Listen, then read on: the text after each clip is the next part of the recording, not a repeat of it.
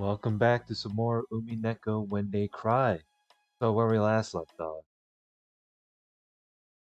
uh, the the very older adults were having the discussion. Well, not only the inheritance part of it, but they one of them were making up this theory to where Beatrice is there is supposed to be some location. Actually, no, there's a quote unquote rumor that there's a hidden mansion that was built before they moved to Rokijima, and that's where Beatrice would be there. But other than that, there's some whole argument, the heritage type of shit as always. And then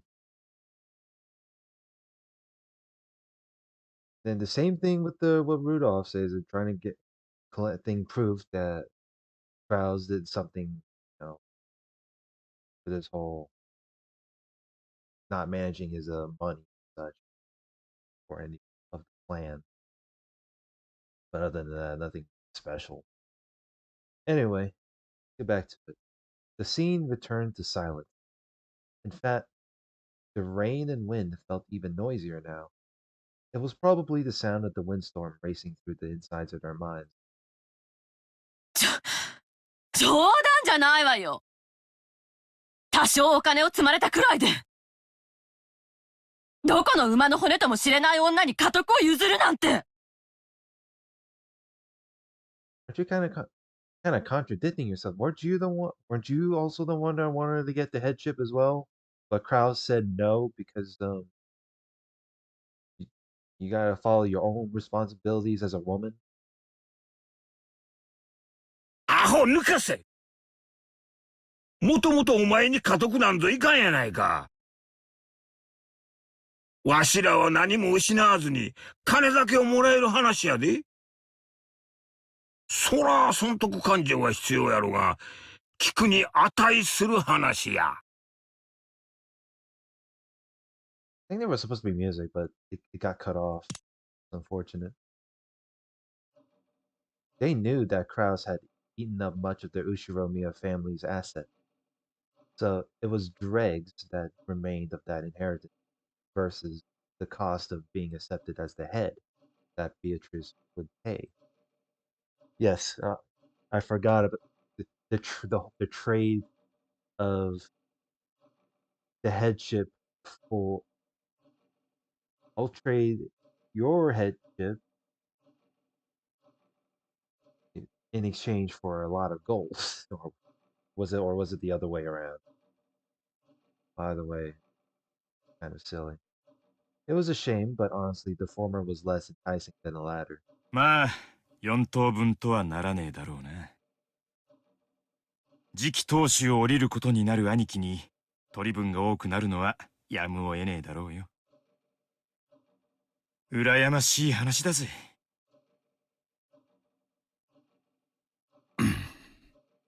No word. あなた、金額の問題じゃないでしょ。不甲斐ない弟たちはお金で後宮家の栄光を売り払うつもりなのですよ。ここで長男の威厳を示さずして何とするのです。夏希、しばらく黙っていなさい。Stay quiet. I'm trying to think here. あなた She's like, the fuck? こりゃクラッとくる話だぜ。俺たちは兄貴から2億半ずつ引っ張ろうと思ってた。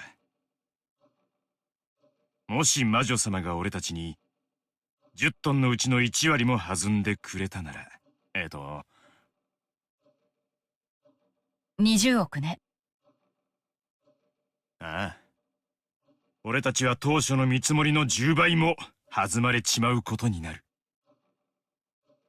そんだけあれば俺たちは十分だぜ。どうせ後宮なんて名前に未練はねえんだ。喜んで売っ払ってやら。10トンすべてを提供してくれるかはさすがに川山用だとしても。なるほど。私たちにとって魅力的な話になるわね。私たちはベアトリーチェなどというよそ者を弾き出すために兄弟同盟を組もうとしていた。Really? しかし彼女の目論見がこうならば、私たち兄弟の団結はバラバラにされるわ。ええ、今こそはっきり断言できる。ベアトリーチェの手紙の目的は、私たちの結束をかき乱すことなのよ。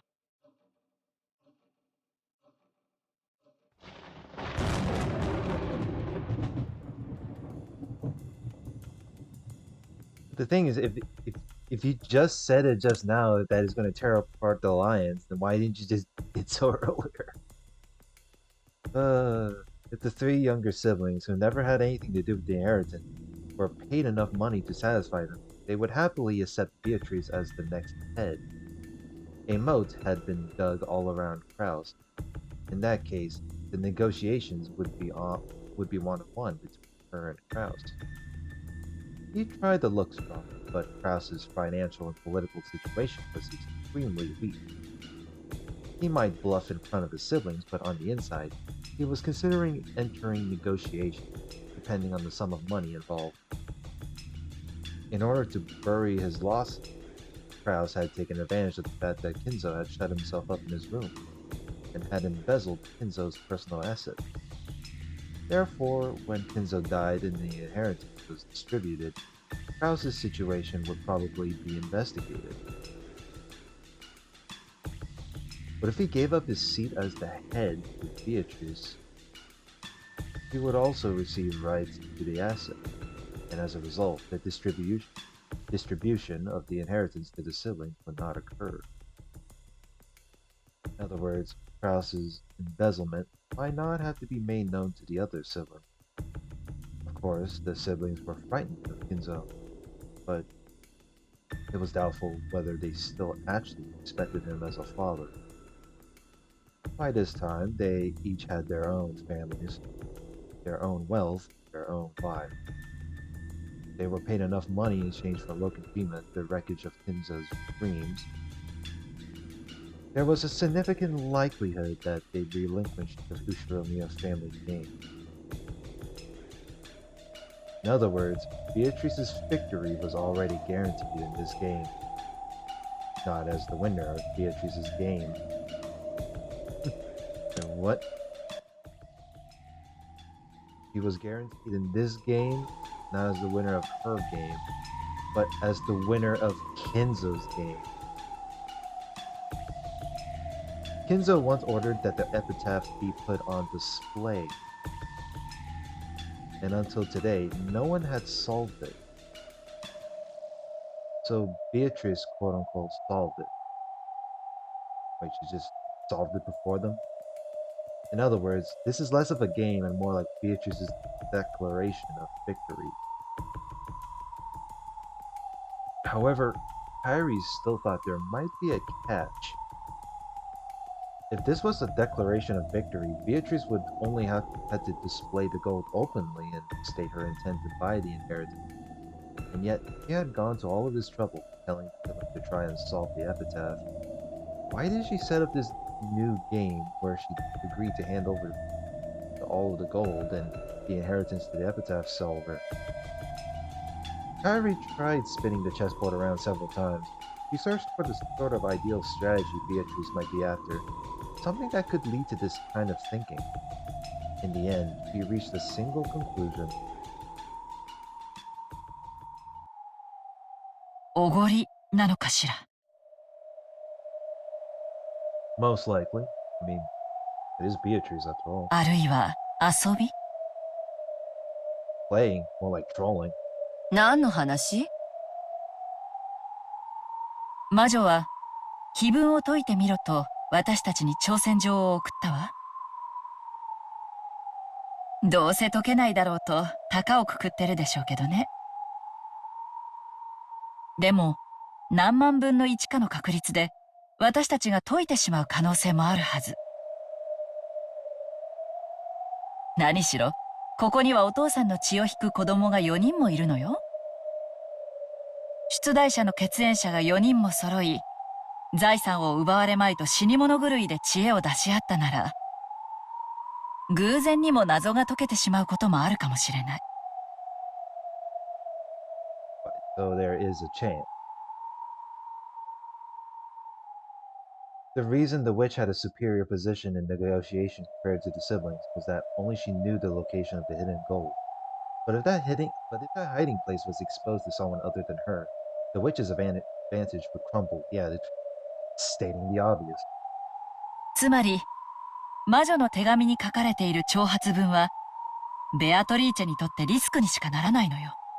So 確かに、兄弟の連帯を分断するという効果はあったけれど、それを狙うためだけに、わずかとはいえこのようなリスクを？私は不用心だと思う。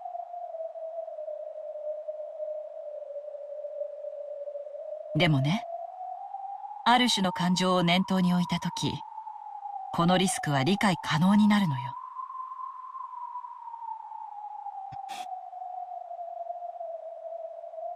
それがおごりだというの？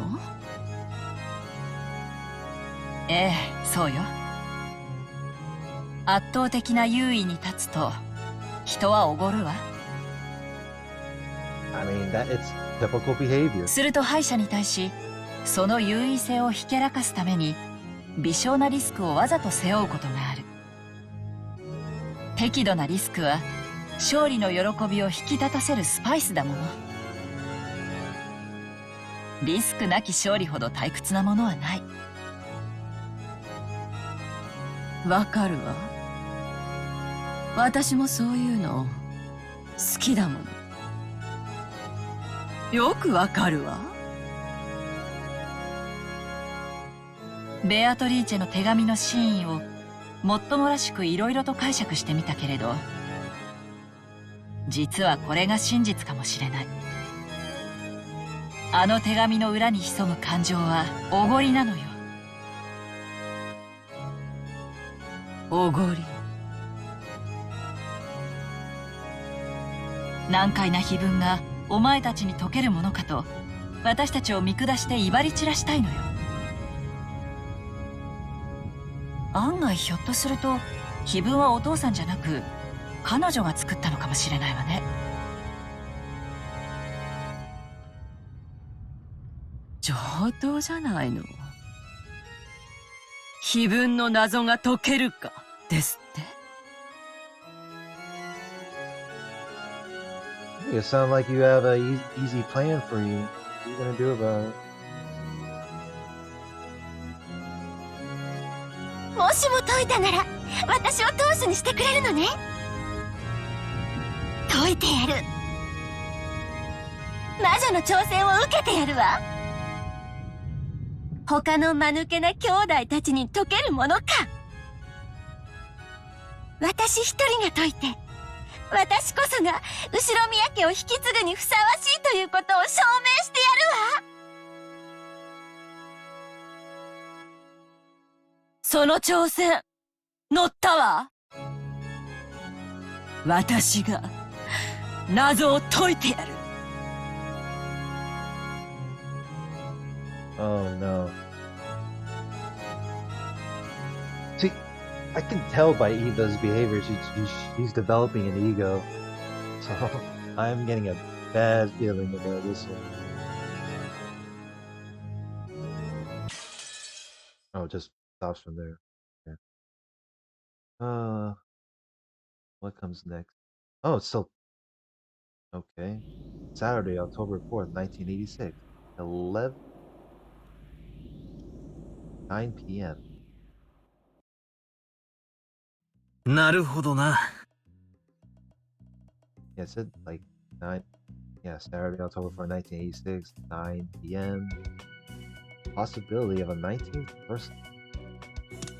魔女じゃなく、ベアトリーチェという名の愛人が島に存在していたわけか。つまり、人間は18人以上いる。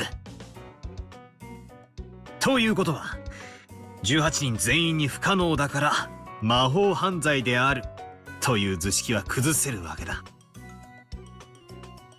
これは大きい情報だぜ。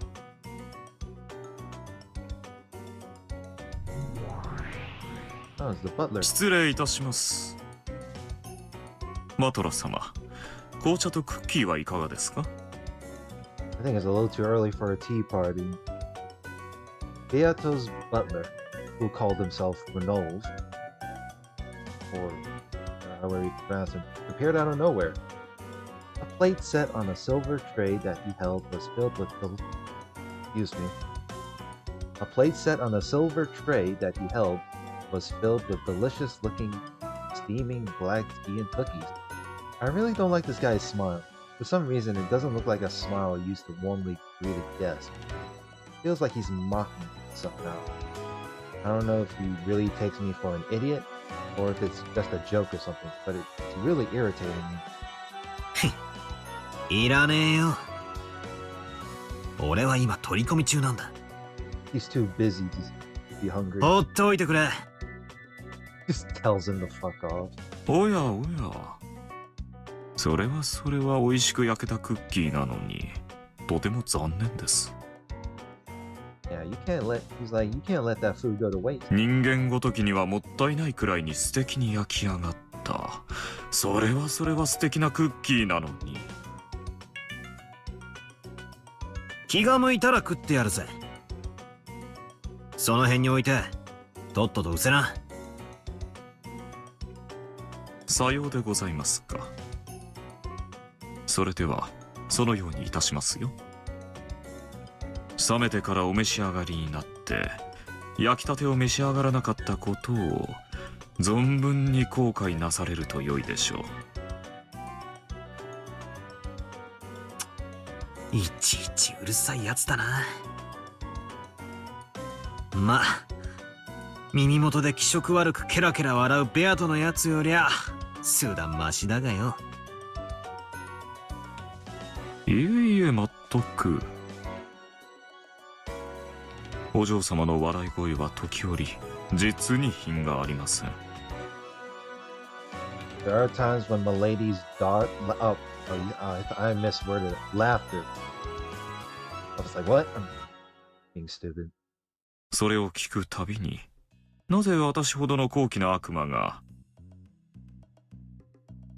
That's so. I thought you'd be one of the people that can tolerate it. あのようなものを主にしなければならないのか。理解に苦しむのでございますよ。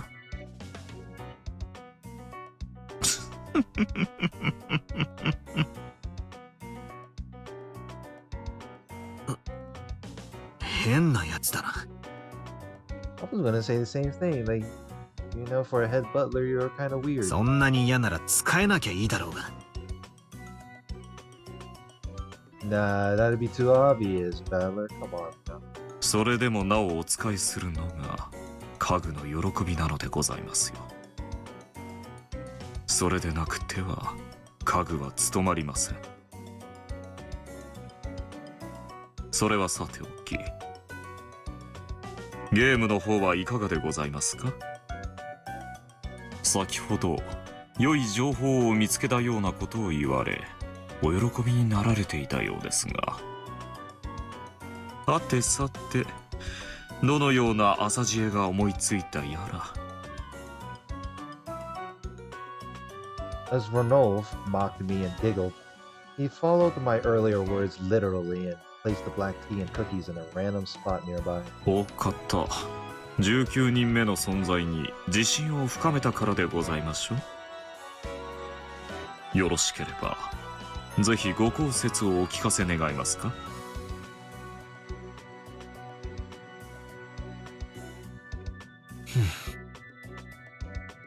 ああ、いいぜ。どうせベアトの前で改めて言うしな。As always. 隠す必要もないさ。いいか？この島に隠し屋敷があって、愛人を住まわせていたらしいんだ。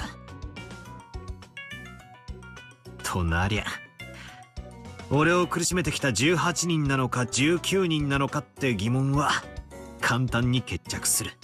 Well, someone has to go over to the hidden mansion, find it out themselves. バトラ様は魔女を否定するくせに。18人の中にも犯人を求められないダブルスタンダードの袋小路に自らを追い込まれました。魔女を否定する最も簡単な方法は18人の誰かを疑うことだ。Easiest way to deny the... 18人全員のアリバイはそう簡単には揃わない。常に一人くらいはアリバイの脆い人間が生まれる。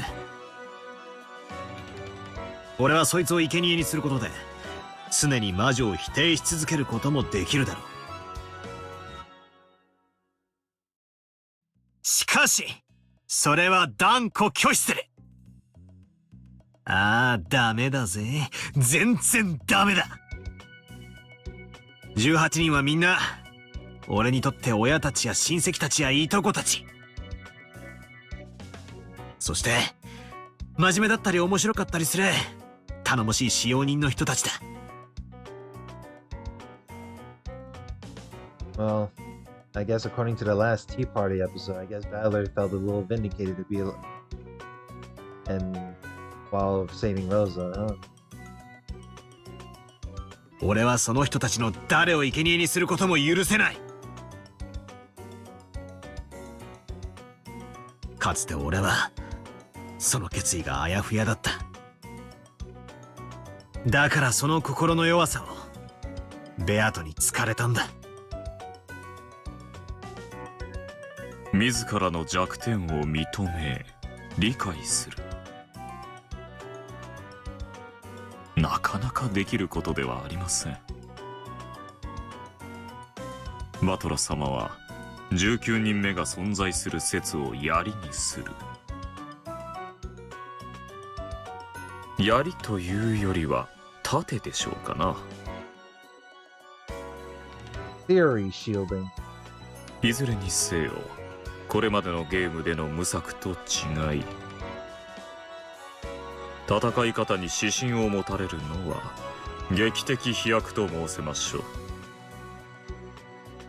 これでバトラ様は敬愛する18人を疑わずに存分に19人目を疑い、人間犯人説を追求できるわけでございます。そういうことさ。All 18 that you... Wait a minute. Without having to doubt any of the 18 you love and respect, I'm pretty sure very few of them you barely have any interaction. So I don't know how you can love all 18 of them at once. 最初のゲームのカノン君が殺されたボイラー室とか、他にも19人目が存在していたなら迷う必要なんかないトリックはいくつもある。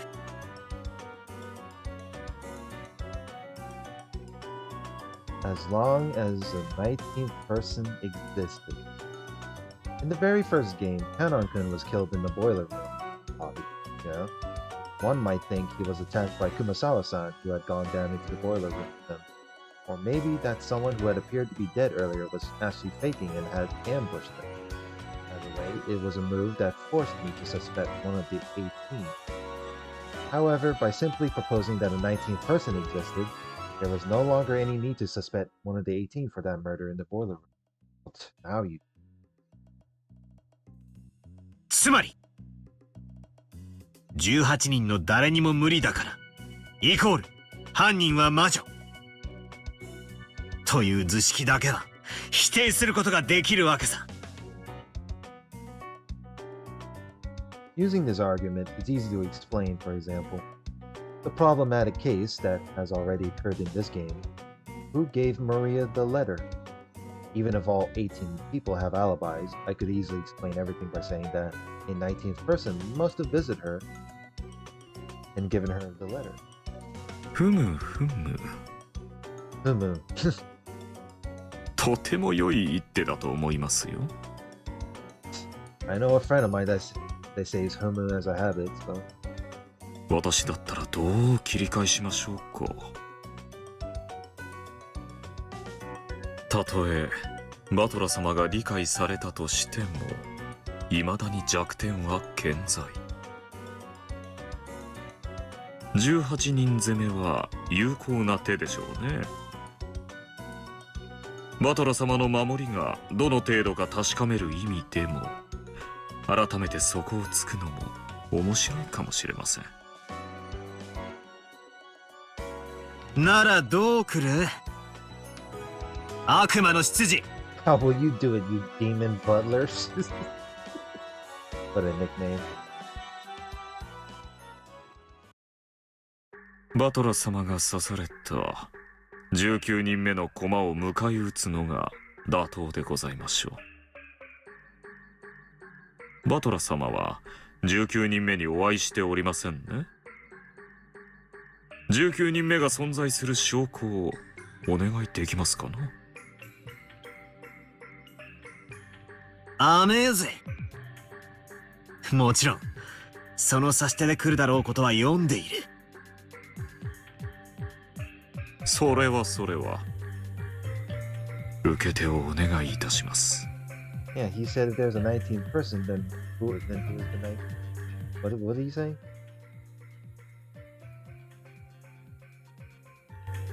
Surely, 魔女だの悪魔だの、お前らにこれほどふさわしい一手はないぜ。それがこいつ、悪魔の証明さ。 but oh yes, the devil's proof. When you try to make some claim to humans like us, we always counterattack by telling you to show some proof. Because that's a human move. But I'm fighting with a witch. I'm taking part in a battle with someone who isn't human. And some moves exist that can only be used in a game against the witch. There are cheat moves. That's what this devil's proof is. Because it's impossible to prove. Let's assume that there's a hidden mansion on Rokujima, separate from the Ushiromiya family mansion, and that a woman named Beatrice lives there. In order to prove this, one must find this mansion and actually bring Beatrice out of it. That's called actual proof in the human world. However, if we follow the rules of the devil's proof, quote unquote, you can't deny that she exists, even if there is no proof that she does. Because it's impossible to prove that something doesn't exist. That's right. I'm finally able to turn the tables using this devil's proof, which tormented me so much before. Those guys were always trying to force me to accept the existence of the witch with it. After all, it was physically impossible for me to show any proof that witches don't exist and deny Vieto's claim. That's why I kept getting hit with the reckless argument that witches do exist and was unable to counterattack. That's why I'll spin the chessboard around right now. If I can't disprove the existence of witches, then that means if I suggest that a 19th human exists, you can't deny that either. In other words, because this problematic and mysterious mistress is craftily hiding herself, it'll be perfectly natural if you never found her, no matter how hard you look. So you can't say that your inability to find this 19th person proves that she doesn't exist. Therefore, it's impossible to deny the 19th person's existence. Beato used the devil's proof to make denying her own existence impossible, but this time it's become my weapon. If we can get away with this argument, then forget just the 19th person. This island could be full of people we don't know about. Even if there were 10 or 100 of them, you still can deny that they exist. In the last game and the one before that, among the murder scenes that showed up, there were several that were extremely intricate and must have taken a lot of effort to set up. It's really hard to imagine a single culprit setting up all of those. However, if not just the 19th person, but 10 or 100 were hidden somewhere, that wouldn't be any problem at all. If they all split up the work, they could handle any job in a short period of time. Of course, doubts will naturally arise as to whether a large group of people like that could sneak around the mansion without being noticed. But those are all settled by the devil's proof. Still trying to figure out the you can't deny that even 100 people were there just because they weren't seen or noticed. Even though I'm saying it myself, it's such a stupid argument that it makes me want to throw up. However, because it's such a dirty move, it's a perfect one to use against the wit. Well, this is just my imagination. But what if about 100 suspicious What if about 100 suspicious men wearing goat masks were hiding in the shadows? Something like that's worse than laughable, almost like they're cockroaches. If you see one, it means there's 100 more hiding somewhere. まあ、へりくつまみれの暴論だとは思うぜ。相手が人間だったなら、寝言を言うなと怒鳴られるところだろうよ。I mean... だが、俺の相手は魔女だ。Exactly. そして、俺たちがやってるのはそういう勝負なんだろう。どんな暴論であろうとも、人間で説明をつけ、魔女を否定する。とにかく、この一手で俺は、二度と親しい18人のみんなを疑わなくて済む。俺は二度と、前回の失敗は繰り返さない。Let's see if it works or not. なるほど。前回の失敗を学ばれているのですね。良いことですよ。さすがに3度もゲームを重ねると容量が良くなるものです。Well, you know what they say. Every loss means you learn something new bit by bit, or something like that. I feel like losing isn't even a bad thing. It's just your sort of lesson to just improve later, in my opinion. Unless you love winning so much, then sure, I guess. まずは自陣の守りを固める。実に堅実な処方です。なかなかの妙手と思いますよ。まあ、19人目の人物を仮定したとしても、マスターキーの本数などのように、何人人間を増やしても、クリアできないトリックも残ってる。Oh yeah, there's that. That's the second episode that I kind of had a hard time. More than the first. I might as well make both first and second episode. Unless I have to go back and reread it. しかし、とりあえずの初手としては悪くないはずだ。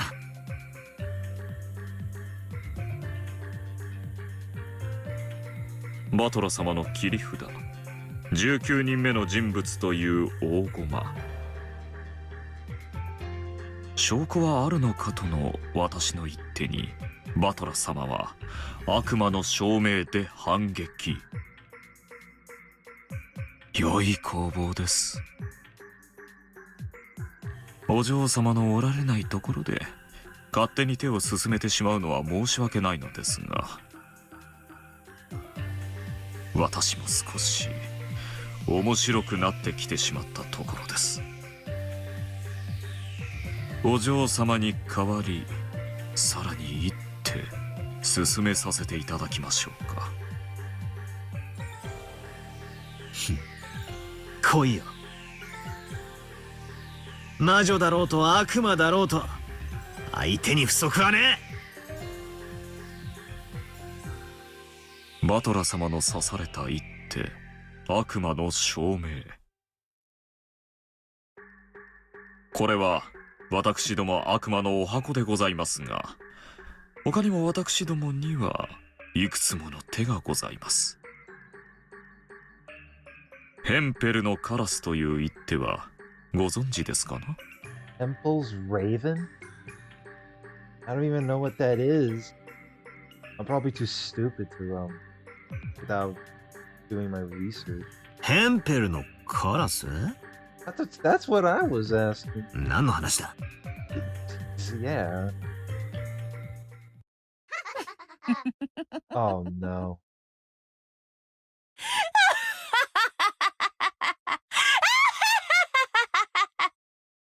Are you spectating this the whole time?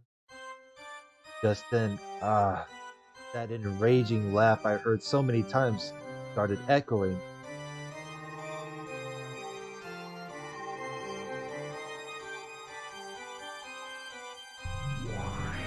Oh no, and oh my, he just popped out of nowhere with that face. The room was filled with dazzling golden butterflies, and in the center of that whirlwind, the golden witch appeared. これはお嬢様。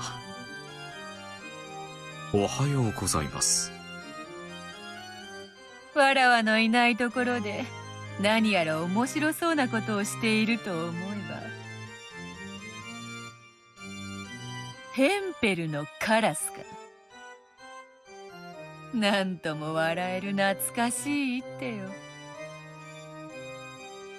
よもやバトラに披露する日が来ようとはな。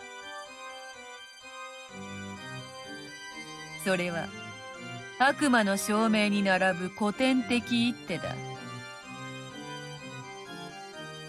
ローノウェイ、Oh, それはわらわが指す一手ぞ。it's not. I feel like it doesn't freak me out, but still, holy crap! わらわの楽しみを減らしてくれるな。Oh, and now it's yours now. 出やがったな。ゲラゲラ魔女め。You flying witch. 相変わらず下品に笑いやがって。こいつもお前のこと。笑い方に品がねえって陰口言ってたぜ。なあ。それは心外な。本当か？めっそうもない。心より尊敬申し上げているお嬢様に、What? この私めがどうしてそのような陰口を申せましょうか。Wait. You just gonna brush it off like nothing happened? よくもシャーシャーと言えるもんだな。That's what I was trying to say. Like, you gonna brush it off like it's nothing. お前とは仲良くなれそうにないぜ。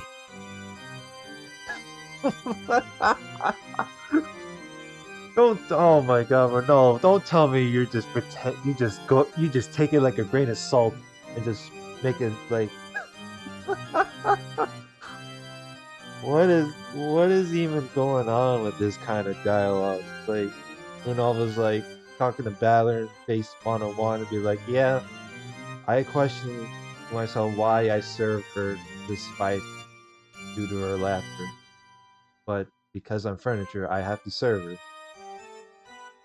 and then the golem witch just comes in and is like, just to say hi, and Balor's like, you know, your head butler was talking shit behind your back. And Ronaldo's like, no, I didn't say anything. And I'm like, man.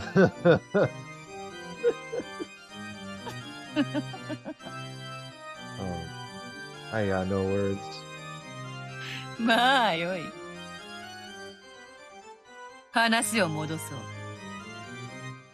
ヘンペルのカラスは実証を待遇的に行ってみせる。Contrapositive. つまりこういう手だ。カラスが黒いことを証明するにはどうすればいい？は？ get 何の話だ？ that's a good question. カラスが黒いことを証明って、カラスを捕まえてきて色が黒いことを確認すりゃいいだけの話だろ。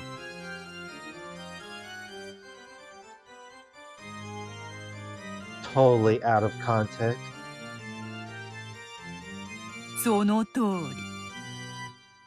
カラスイコール黒いを証明すればよい。A raven equals to a color. ということは、黒くない鳥イコールカラスではないを証明しても同じ論法になるのがわかるかな？世界中のカラスでない鳥をすべて調べ、それらが黒くないことを証明すれば、それは結果的に故に黒い鳥はカラスであるとなるわけだ。これを対偶論法という。そなたには難しいか？ There's, I don't even. There's got to be in the tip. Oh, it's not even there. It's not gonna even tell me what it is. Shit. I guess I gotta go and reread it eventually at some point. Wait, so hold on. What must you prove that ravens are this specific color?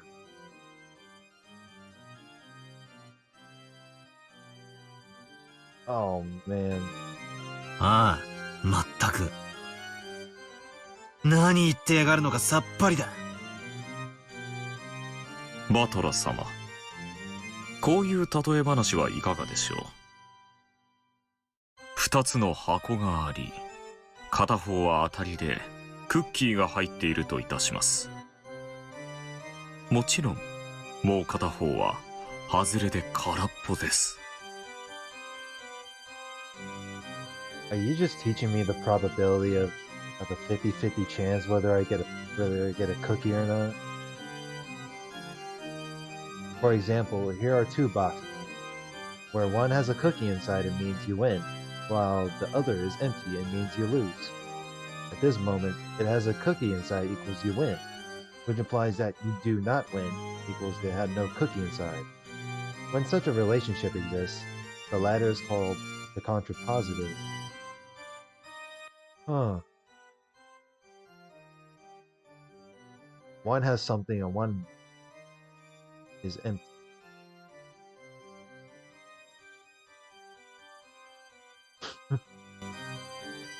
Then if A then B is true, then if not A then if not B then not A is also true.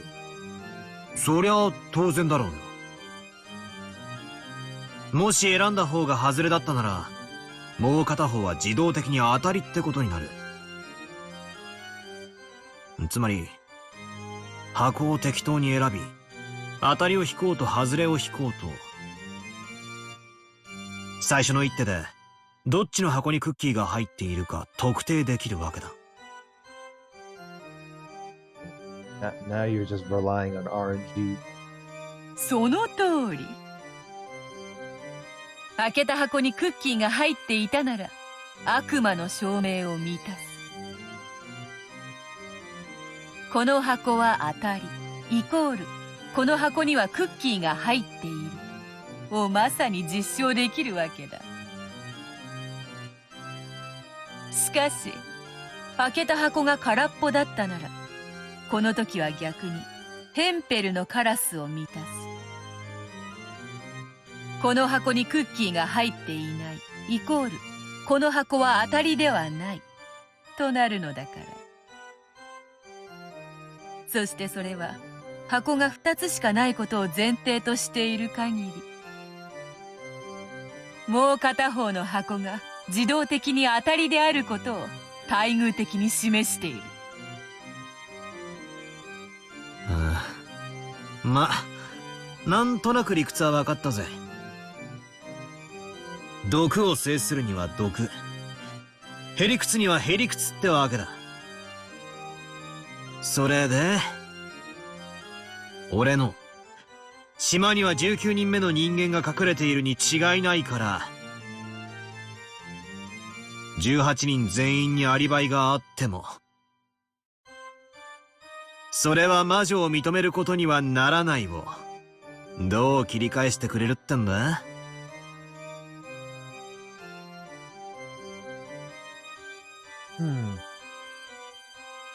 ？Because there's definitely a 19th person on the island. Even if all 18 people are alibis, still won't have these. よかろう。わらわの手は教えよ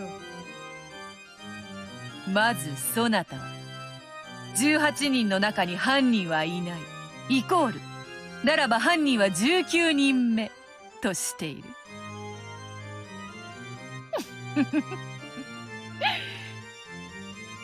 ならば待遇としてこうなるわけだ。つまり犯人は19人目ではないイコールならば18人の中に犯人がいる。The culprit is not a 19th person. Wait a minute. Let me get this. So the last episode it talks about trying to convince the witch to say things in red to see if it's to make it seem if it's true as a counter argument. But this time, trying to learn the methods of contrapositives and shit. Hold on, what was it called?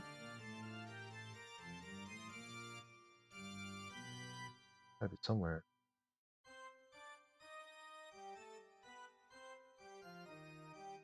No, not here.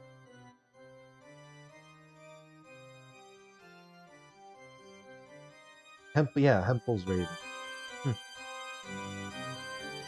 It ends up, in short, the culprit is not a 19th person because the culprit is one of the 18. Well, yeah. If the 19th person is innocent, that it has to be one of the 18. はあ？なんだと？それはどういう意味だ？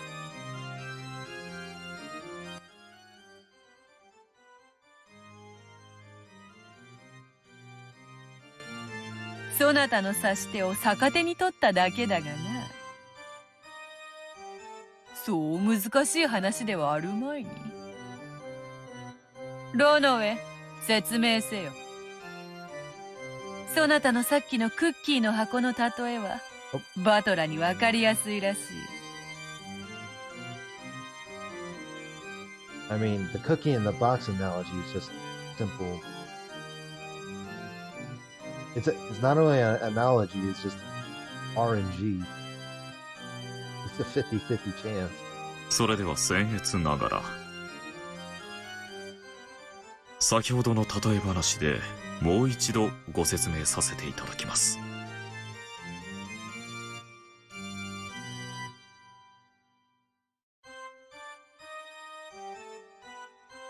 Alright. Let's see. Anymore. Allow me to repeat my earlier story about two treasure boxes, one of which has a cookie in it.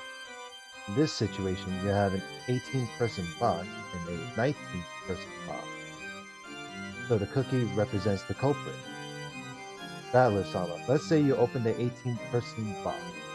Because the cookie is not there, you have paradoxically proven that, therefore, the cookie is in the 19th-person box. That lets us make an even more paradoxical claim.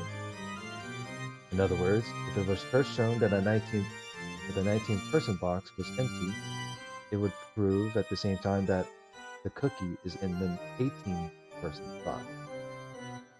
Battler Sama played this move in order to avoid having to doubt any of the 18, but has now been used to prepare an 18-person attack. なんだと？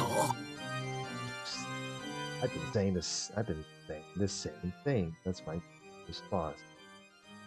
18-person box, then the 19th person. Well,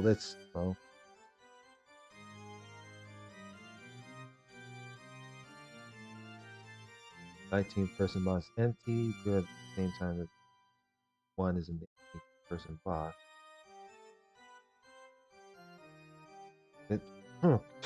Wow. That shit is tricky. That's a one-trick pony right there.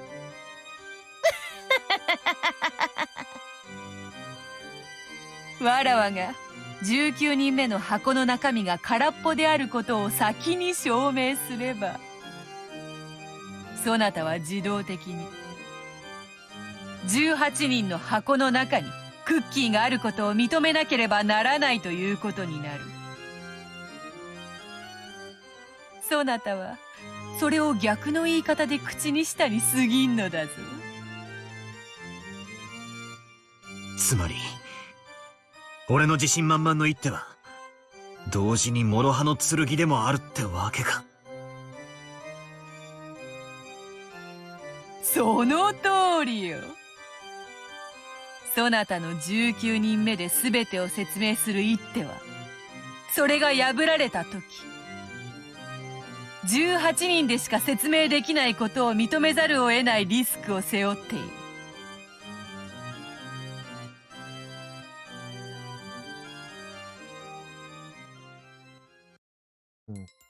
Pretty scary.